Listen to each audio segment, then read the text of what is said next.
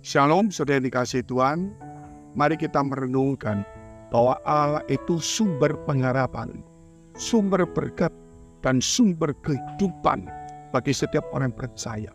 Setiap orang yang percaya itu mempunyai nilai-nilai hidup yang baik.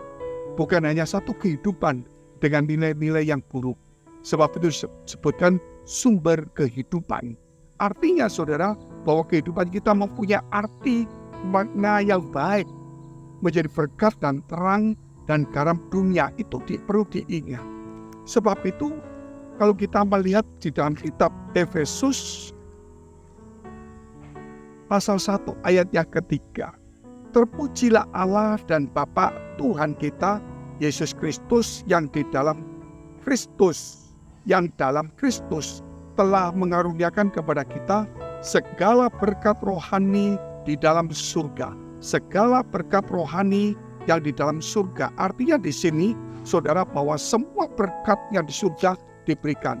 Bagaimana caranya? Yaitu yang punya surga, yang menciptakan semua, Yesus, bahkan Roh Kudus, firman yang menjadikan semua itu telah diberikan kepada kita. Itulah sumber kehidupan kita, sumber berkat, sumber pengharapan. Namun ketika kita, saudara, diberkati, itu bisa dari dunia, bisa juga kalau kita melihat, bisa juga dari Tuhan. Nah, kalau kita lihat dari dunia, akan berujung tidak baik. Dari Tuhan itu juga harus dilihat, akhirnya baik enggak? Biasanya ketika diberkati sebagaimana Saul, ketika diberkati sebagai raja, itu Tuhan yang memberi.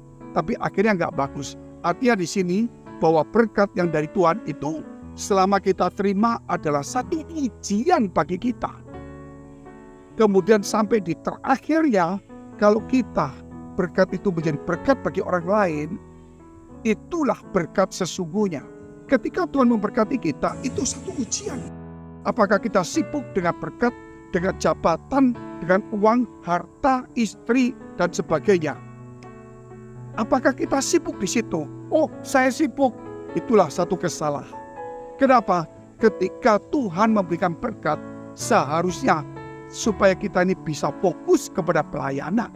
Supaya kita tidak mengejar harta di tempat lain, Tuhan cukupkan kita. Sehingga kita fokus. Tapi yang terjadi ketika diberkati Tuhan, kita sibuk dengan berkat ini, menjadi pelayanan menjadi terbengkalai. Ini ujian. Sama dengan ketika kita dikasih istri, rumah kita sibuk. Padahal itu adalah penolong. Seharusnya kita menjadi fokus di dalam pelayanan. Mari kita renungkan ini, saudara.